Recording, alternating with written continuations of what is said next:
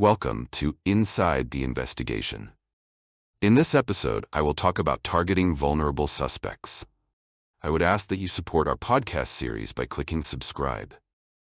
To understand every part of the investigation process, coercive interrogation, as well as flawed witness and victim interviews by law enforcement, check out all the episodes on this podcast. If you have questions about a case, please feel free to call our expert Brian Leslie at the number on the screen, or go to our website, also on the screen. Just be aware, we cannot provide legal advice as we are an expert service. Police interrogations are complex operations designed to extract confessions, often using psychological techniques that exploit a suspect's vulnerabilities. These methods can be particularly effective when targeting individuals who are emotionally or psychologically susceptible. For instance, alcoholics, drug users, and sleep-deprived individuals may become more compliant under the pressure of interrogation. Similarly, persons with mental disabilities or low intelligence quotients may struggle to understand the questions posed to them, making them more likely to confess to something they did not do.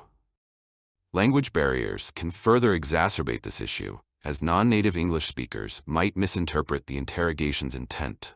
Interrogators often exploit these vulnerabilities to secure confessions, sometimes from innocent individuals.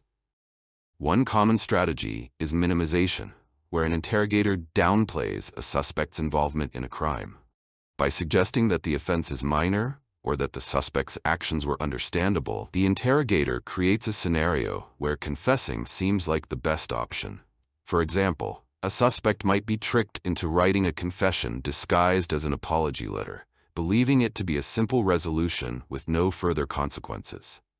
This is particularly effective when the suspect has an emotional connection to the alleged victim or mutual friends who pressure them to confess for closure. Minimization can also exploit deeply held religious or political beliefs, leading individuals to admit guilt in a misguided effort to align with their values. In cases of historical child sexual abuse, suspects who were victims themselves may have their past traumas used against them to make them feel less culpable for any adult offenses. Maximization is another tactic, where interrogators overstate the strength of the case against the suspect. This approach involves interrupting denials, accusing the suspect of lying, and using false evidence to create a sense of inevitability about the outcome. The interrogator expresses absolute certainty of the suspect's guilt, making resistance seem futile. This technique is particularly effective on individuals with strong emotional ties to family or authority figures, as the pressure to confess becomes overwhelming when they perceive that their loved ones or respected figures believe in their guilt. By treating potential suspects as mere witnesses or suggesting that confessing specific details will help their case, interrogators manipulate the situation to secure confessions. These tactics highlight the ethical and legal challenges surrounding police interrogations.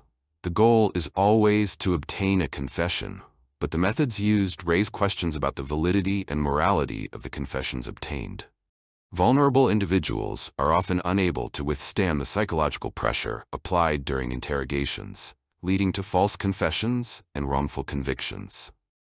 The use of minimization and maximization techniques demonstrates the systemic issues within the interrogation process, where the truth becomes secondary to securing an admission of guilt.